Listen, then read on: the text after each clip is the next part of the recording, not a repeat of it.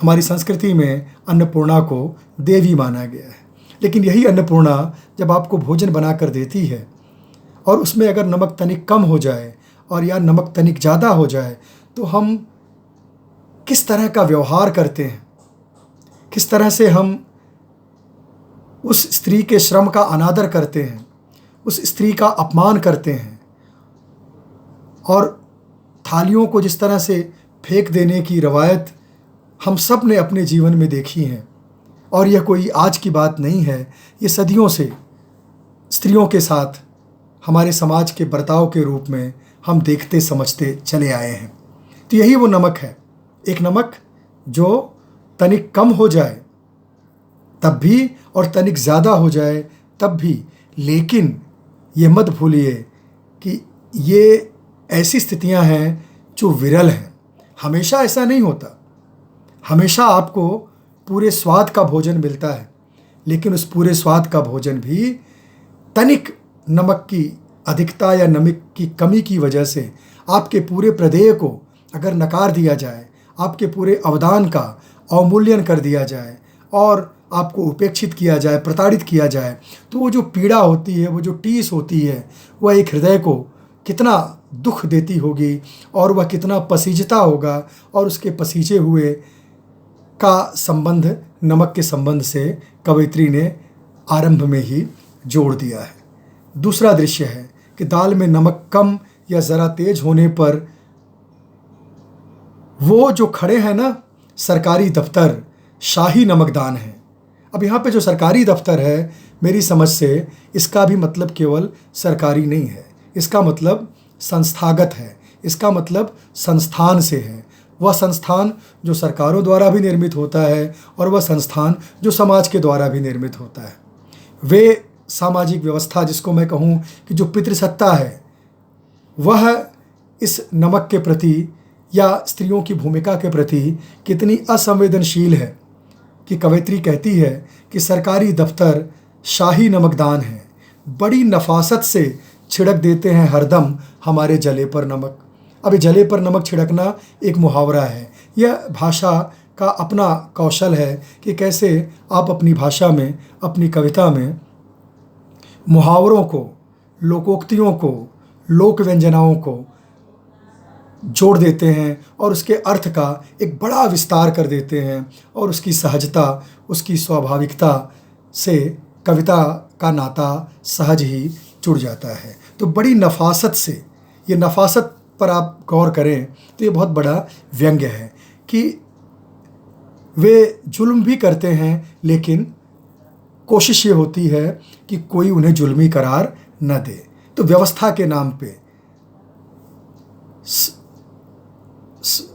समाज को संचालित करने के नाम पे, व्यवस्था को संचालित करने के नाम पे हमेशा स्त्रियों की पीड़ा पर ही नमक छिड़का गया है, स्त्रियों के जले पर ही नमक छिड़का गया है। यानी एक तरह से स्त्रियों को हमेशा भुगतान करना पड़ता है, एक तरह से स्त्रियों को ही हमेशा झेलना पड़ता है। पूछिए उन औरतों से कितना भारी पड़ता है उनको उनके चेहरे का नमक। अब यहाँ पे नमक का तीसरा संदर्भ आ गया, जिसके बारे में रीतिकाल के कवियों ने खूब लिखा है कि स्त्री का जो सौंदर्य है, उसका जो लावण्य है, यह लावण्य शब्द भी लवण से बनता है, जिसका अर्थ नमक ही है।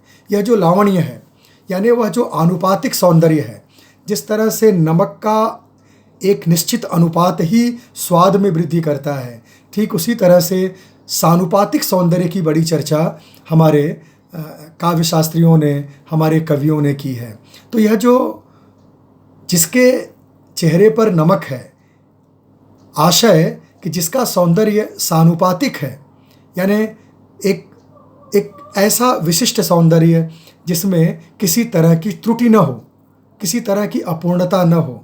यानी सुंदर स्त्रियां, सुंदर लड़कियां किस तरह से समाज में जब वो आती हैं तो उनके साथ समाज कैसा व्यवहार करता है, लोग कैसा व्यवहार करते हैं, कितने ताने, कितनी छेड़खानियाँ, कितनी अभद्रताएं, कितना उन्हें परेशान करने की कोशिश होती है, आपने देखा होगा।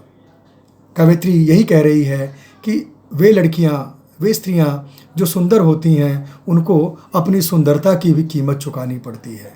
यह बहुत बड़ा वज्रपात है स्त्री जीवन पर जो वे रोज़ झेलती हैं, जिनके साये में उनका जीवन चलता है। इसलिए कवित्री कहती है कि पूछिए उन औरतों से कितना भारी पड़ता है उनको उनके चेहरे का नमक, जिन्हें नमक की कीमत करनी होती है अदा, और उस नमक की कीमत भी तमाम तरह से अदा करनी पड़ती है। अब ये अपने आप में कई सारे संकेत इसमें भरे हुए हैं। ये कोई एक संकेत नहीं है, इसमें हजारों संकेत आप तलाश सकते हैं कि कैसे नमक की कीमत अदा की जाती है।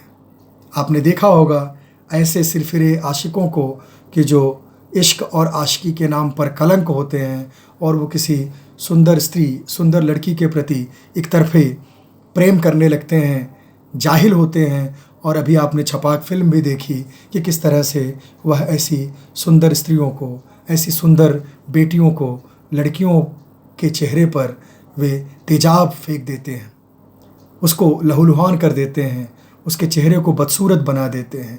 ये एक तरह से उस चेहरे की सुंदरता की कीमत ही तो है जो उस स्त्री को अदा करनी पड़ती है, उस लड़की को अदा करनी पड़ती है, हमारी बहन बेटियों को अदा करनी पड़ती है। दूसरी तरफ उन नमक हलालों के बारे में आपने बहुत कहानियाँ सुनी होंगी, बहुत मुहावरे सुने होंगे कि आपको नमक का कर्ज चुकाना पड़ता है, नमक हलाली करनी पड़ती है। लेकिन ऐसे लोगों को भी आपने जाना होगा, ऐसे लोगों से भी परिचित हुए होंगे जिनको दुनिया नमक हराम कहती है। ये नमक हराम कौन लोग हैं? ये वो हैं जो इस सृष्टि से, इस कायनात से, इस समाज से, व्यवस्था से, देश से जो कुछ भी प्राप्त करते हैं उसके बदले में जो उनका कर्तव्य है, जो उन्हें अदा करना है, उसमें वो कोताही करते हैं, उसको पूरा नहीं करते हैं। जो कल हम लोग मुक्तिबोध की कविता के संदर्भ में देख रहे थे, जब मुक्तिबोध कहते हैं कि देश से लिया हमने बहुत बहुत लेकिन दिया बहुत कम। तो ये जो बहुत कम जो देने वाले लोग होते हैं वास्तव में वही नमक हराम होते हैं। दुनिया में होने न दी उन्होंने क्रांतियाँ, रहम खा गए दुश्मनों पर। गांधी जी जानते थे नमक की कीमत और अमरूदों वाली मुनिया भी। दुनिया में कुछ और रहे न रहे, रहेगा नमक। ईश्वर के आंसू और आदमी का पसीना, यही वो नमक हैं कि जिससे थिराई रहेगी दुनिया। यहाँ पर एक इतिहास के संदर्भ से कवयित्री ने आपको जोड़ दिया। जैसा कि मैंने आरंभ में बताया था कि गांधी जी ने नमक सत्याग्रह किया था और नमक पर लगे हुए टैक्स के कानून को तोड़ने के लिए दांडी यात्रा की थी। तो एक तरफ नमक का संदर्भ आया और दूसरी तरफ ईश्वर के आंसू और आदमी का पसीना। ये जो पूरी दुनिया है ये किससे थिराई हुई है, ये किसके दम पर टिकी हुई है? तो ये दो चीज़ें हैं, ईश्वर के आंसू यानी हमारी करुणा, हमारी जीव जगत के प्रति एक संवेदनशील दृष्टि। इस दृष्टि की वजह से ही हम दुनिया को बरतते हैं, दुनिया की एक शय, हर एक शय को बरतते हैं, उसके साथ ज़िंदगी का एक बहुत ही मधुर, बहुत ही रागात्मक और बहुत ही अन्योन्याश्रित संबंध विकसित करते हैं। और दूसरी तरफ हमारा पसीना, हमारी मेहनत, हमारी ताकत, जिससे हम इस दुनिया को खूबसूरत बना रहे हैं, जिससे इस दुनिया का निर्माण कर रहे हैं। वे हमारे मजदूर, वे हमारे श्रम करने वाली जनता, वह हमारा सर्वहारा वर्ग, और जिसमें बहुत बड़ी भूमिका स्त्रियों की है। सर्वहारा की जब हम बात करते हैं